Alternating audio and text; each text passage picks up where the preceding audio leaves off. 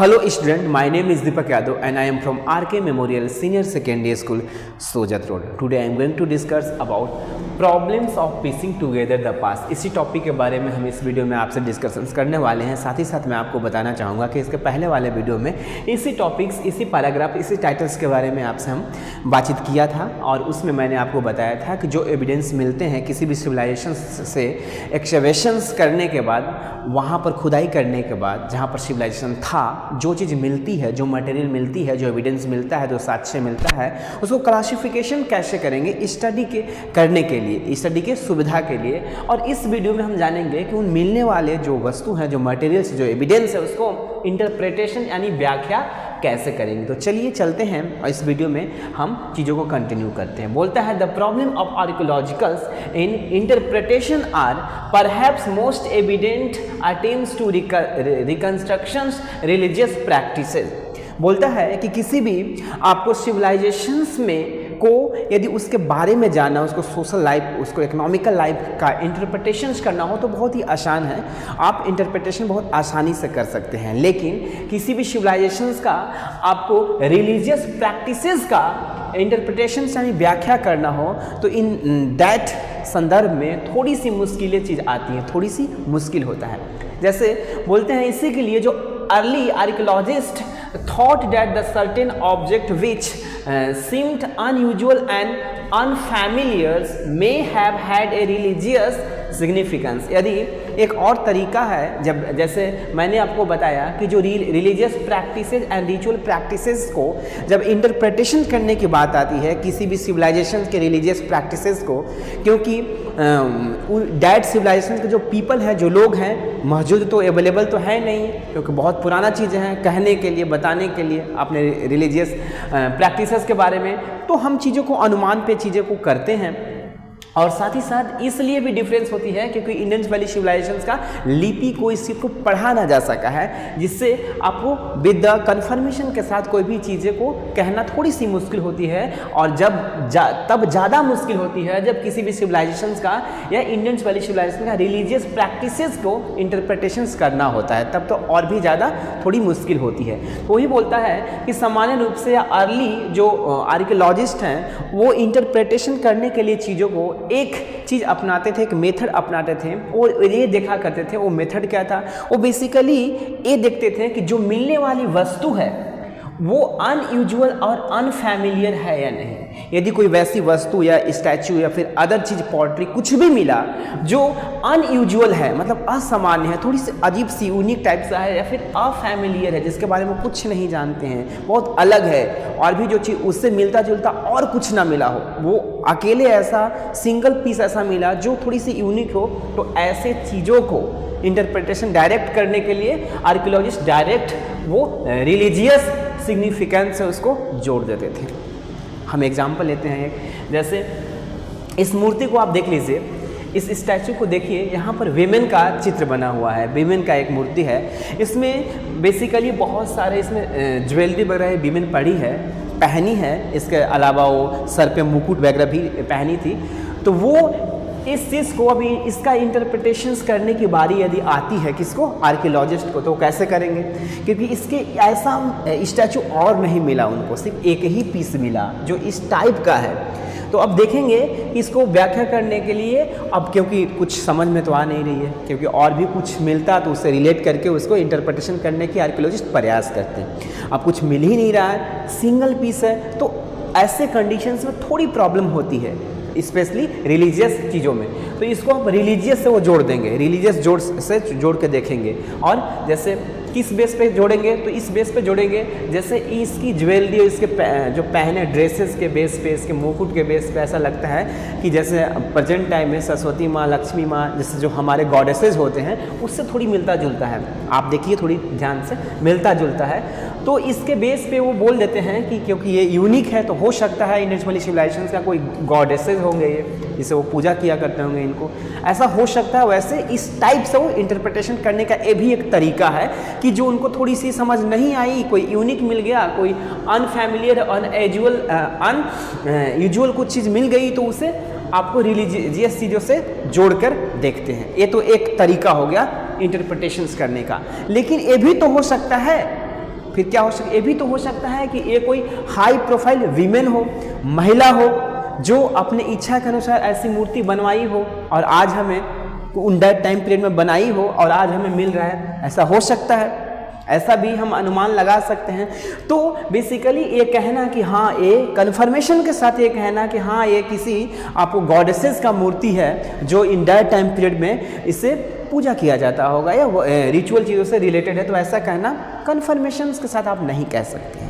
क्यों नहीं कह सकते? क्योंकि अभी लिपि की स्थिति को पढ़ा न गया हो, क्योंकि जो अभी हम इंटरप्रिटेशन कर रहे हैं, यदि लिपि पढ़ा जाएगा तो सारा चीज़ इंटरप्रिटेशन ही का उसका मायना ही बदल जाएगा, क्योंकि अब तक नहीं पढ़ा गया तो चीज़ें चल रही है ऐसे अनुमान के बेस पे, तो इस तरह से इंटरप्रिटेशन किया जाता है। अब देखिए यहाँ पर वही मदर गॉडेसेस के रूप में रिकग्नाइज कर दिए लोग कि उस मूर्ति को, क्योंकि उसकी ज्वेलरी, उसकी जो टेराकोटा से बना है, फिगर्स एंड विमेन है और हैवली ज्वेल्ड है। इसके अलावा आपको हेड पर भी एक ड्रेस टाइप का पहना है, तो this wears regarded as a mother goddesses. तो इस तरह से वो इंटरप्रिटेशन करते हैं। जो चीज़ समझ नहीं आया, धार्मिक चीज़ों से जोड़ दिया उन्होंने।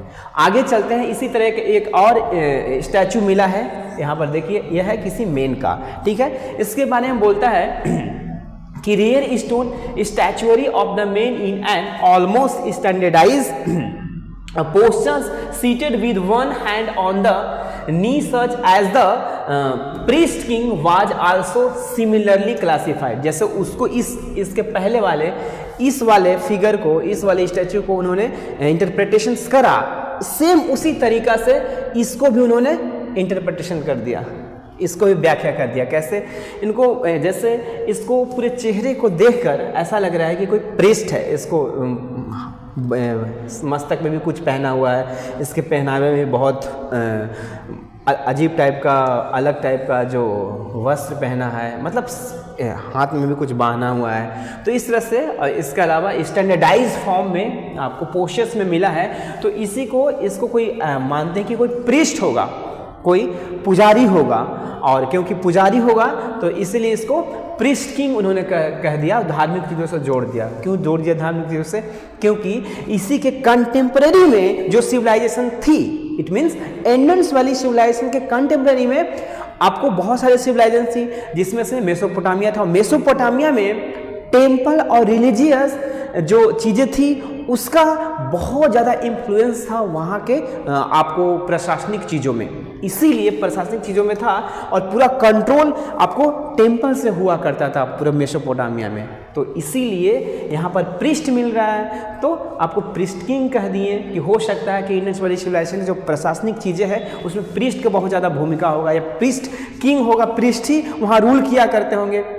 एक तो ये तरीका हो गया इंटरप्रिटेशन करने का, लेकिन ये भी कन्फर्मेशन के साथ कहना सही नहीं है। क्यों नहीं सही है? इसलिए सही नहीं है क्योंकि ये भी तो हो सकता है कि शायद ये कोई सिंपल पुजारी ही रहा होगा, या फिर कोई दरबारी रहा होगा, राज दरबार में काम करने वाला, वैसा कुछ हो सकता है। ये भी चीज़ ऐसे भी इंटरप्रिटेशन किया जा सकता है। तो इसीलिए कन्फर्मेशन के साथ कहना थोड़ी मुश्किल होती है। और मैं शुरुआत में ही बोला कि जब इंटरप्रिटेशंस की बारी आती है तो किसी भी चीज़ को हम, जब किसी भी सिविलाइजेशंस को, रिलीजियस प्रैक्टिसेस को इंटरप्रिटेशन करते हैं तो थोड़ी सी ऐसी सिचुएशंस में मुश्किल होता है। कुछ और चीज़ को करेंगे तो आसानी से कर लेंगे, रिलीजियस प्रैक्टिसेस को किसी भी सिविलाइजेशन के इंटरप्रिटेशन करेंगे तो थोड़ी सी मुश्किल होती है। तो इस तरह से उन्होंने दो आपको स्टैचू मिला, दोनों के इंटरप्रिटेशन जो आर्कियोलॉजिस्ट हैं अपने अपने तरीक़ों से उन्होंने करा, और इस तरह से जो उन्हें समझ नहीं आया, जो अनयूजुअल और अनफैमिलियर दिखा और जो अलग टाइप के दिखा, जो यूनिक दिखा, उसे रिलीजियस चीज़ों से उन्होंने जोड़ दिया। आगे और चलते हैं, चीज़ों को देखने के प्रयास करते हैं। जैसे अदर चीज़ों में आप देखेंगे, in the other instance structure have been assign ritual significance. यही नहीं रुकते, और भी जो चीज़ें मिलती हैं उनको, उससे भी वो उनको अनयूजुअल और अनफैमिलियर दिखता है, तो उससे किससे, तो रिचुअल्स सिग्निफिकेंस से वो जोड़ देते हैं। कौन जोड़ते हैं? आर्कियोलॉजिस्ट। उसको इंटरप्रिटेशंस कर देते हैं रिचुअल चीज़ों से, कि हाँ उनको समझ नहीं आया तो ये चीज़ रिचुअल चीज़ों में यूज किया जाता होगा, इस तरफ से वो कर देते हैं। जैसे में बोलता है, this include the great bath and fire altars found at Kalibangan and Lothal. जैसे ग्रेट बाथ के बारे में मैंने बहुत सारे चर्चा किया था, ये मोहनजोदारो में है, तो ये स्नानागार इसे कहते हैं और ग्रेट बाथ है। तो ग्रेट बाथ के इंटरप्रिटेशन की जब बारी आई तो उनको ये चीज़ समझ नहीं आ रही थी, क्योंकि ग्रेट बाथ सिर्फ एक ही जगह है बेसिकली, आपको कालीबंगा में ही कालीबंगा में आपको फायर अल्टार्स मिलता है, आग की साक्ष्य मिलता है, और ग्रेट बाथ मोहनजोदारो में मिलता है। तो ग्रेट बाथ और कहीं मिल नहीं रही है और वो चीज़ समझ नहीं पा रहे हैं कि ग्रेट बाथ किस चीज़ में इन दैट टाइम पीरियड में यूज हुआ करता होगा। तो उन्होंने क्या किया इसको, क्योंकि इसके स्ट्रक्चर्स को थोड़ी सी स्टडी किया, देखने की प्रयास किया, तो वहाँ लगा कि यहाँ पर इसके आसपास कई सारे बिल्डिंग्स बने पड़े हैं, रूम्स बने पड़े हैं, रूम्स में कुएँ हैं, इसके अलावा 8 एक साइड में बाथरूम है, फिर 2 साइड से सीढ़ियाँ हैं, तो और साथ में चारों कॉरिडोर है जहाँ से परिक्रमा लगाया जा सकता है। तो इसके बेस पर उन्होंने इंटरप्रिटेशन कर दिया कि जो आपको ग्रेट बाथ है वो किसी रिचुअल चीज़ों में यूज किया जाता होगा, वो किसी रिचुअल चीज़ों में, धार्मिक चीज़ों में यूज की जाती होगी, और वहाँ पर स्नान करके लोग उसकी परिक्रमा करते होंगे, और इस तरह से वो चीज़ों इसके बारे में उन्होंने व्याख्या करा। अब आपको फायर अल्टार्स यानी एक आग विशिष्ट रूप में, विशिष्ट फॉर्म में वेदिका बोलते हैं, उस फॉर्म में जलाने का एविडेंस मिलता है लोथल में और कालीबंगा में। अब इसकी इंटरप्रिटेशंस की बारी आई तो आर्कियोलॉजिस्ट ने क्या बोला कि आपको हो सकता है, क्योंकि ऐसा विशिष्ट फॉर्म में आग जलाने का आपको एविडेंस और कहीं मिल नहीं रही है, सिर्फ कालीबंगा और लोथल में मिल रही है, तो हो सकता है ये कोई पूजा पाठ करने में आग का फायर के रूप में कुछ ऐसे रिचुअल चीज़ों में इसको यूज किया गया होगा, इस टाइप से आग के अलग फॉर्म में, जैसे आजकल हम लोग हवन करते हैं, तो उस टाइप से कुछ वेदिका बनी पड़ी है जहाँ पर आग जलाने का प्रमाण है, जो कि लोथल में और कालीबंगा में पाया जाता है। तो इसको भी वो धार्मिक चीज़ों से जोड़ दिए कि हो सकता है धार्मिक रिचुअल चीज़ों में इन दोनों इस आग के फॉर्म को यूज किया गया होगा। तो इस तरह से इसको भी इन्होंने इंटरप्रिटेशन कर दिया, क्योंकि ये भी एक यूनिक था और अनयूजुअल दिख रहा था, अनफैमिलियर दिख रहा था, इसलिए। चलिए आगे चलते हैं। आगे बोलता है attempts have also been made to reconstruct religious belief and practices by examining seal, some of which seem to depict ritual seal. बोलता है कि इसके यही नहीं रुकते हैं, और भी बहुत सारे सील मिले हैं, सील मिले हैं, मतलब मोहर मिले हैं, जिस पे बहुत सारे रिलीजियस से रिलेटेड बहुत सारे चीज़ों को डिपिक्ट किया गया है। जैसा लगता है कि ये जो सिक्के हैं इसमें कुछ विशिष्ट टाइप के मूर्ति बनी पड़ी है, या फिर कोई व्यक्ति का चित्रित किया गया है, फिर एनिमल्स का किया गया है, या फिर और भी प्लांट का किया गया है। तो उसके बेस उसको इस चीज़ को भी उनको समझने में थोड़ी मुश्किल हो रही थी, तो इस सील को भी उन्होंने रिलीजियस से कनेक्ट कर दिया, जोड़ दिया, लिंक करके देखा और बोला कि हो सकता है ये जो सील है रिलीजियस पर्पस से, रिचुअल पर्पस से इसको निर्माण किया गया होगा, बनाया गया होगा। तो इस तरह से वो बेसिकली हर चीज़ को जो उनको समझ नहीं आती है, जब उनके इंटरप्रिटेशंस की बारी आती है, तो वो बेसिकली उसको किससे जोड़ते हैं, तो रिलीजियस या रिचुअल चीज़ों से जोड़कर देखते हैं। आगे चलते हैं और आगे चलते हैं यहाँ से। अब यहाँ पर आपको बोला जाता है, तो आज के लिए इतना ही, फिर से मिलते हैं अगले वीडियो में। जब अगले वीडियो में जब हम मिलेंगे तो इससे रिलेटेड हम बात करेंगे, इसी को अगला पार्ट से हम बात करेंगे, क्योंकि फिर बहुत बड़ा लंबा वीडियो हो जाएगा, अपलोड करने में थोड़ी सी चीज़ें देखना पड़ता है। तो चलिए, थैंक यू सो मच, आज के लिए इतना ही।